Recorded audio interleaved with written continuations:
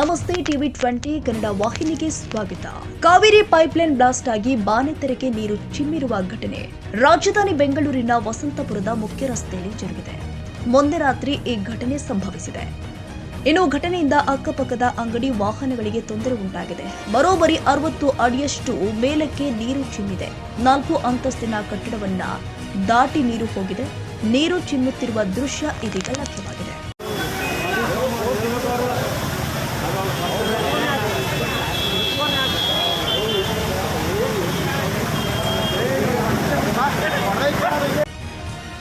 ಕನ್ನಡಿಗರ ಮೆಚ್ಚಿನ ನಿಮ್ಮ ಟಿವಿ 20 ಕನ್ನಡ ವಾಹಿನಿ ಇದೀಗ ಟಿವಿಯಲ್ಲಿ ಲಭ್ಯ.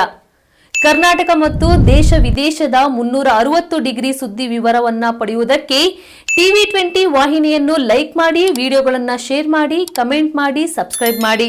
HCN ಕೇಬಲ್ 842 ನಂಬರ್ನಲ್ಲಿ ಹುಕ್ಕೇರಿ ತಾಲೂಕು ಹಾಗೂ ಸಂಕೇಶ್ವರದ ಸುತ್ತಮುತ್ತಲಿನ ಹಳ್ಳಿಗಳಲ್ಲಿ ಲಭ್ಯ. PCN ಕೇಬಲ್ 129 ನಂಬರ್ನಲ್ಲಿ ಹಾರುಗೆರೆ ಸುತ್ತಮುತ್ತಲಿನ ಹಳ್ಳಿಗಳಲ್ಲಿ ಲಭ್ಯ.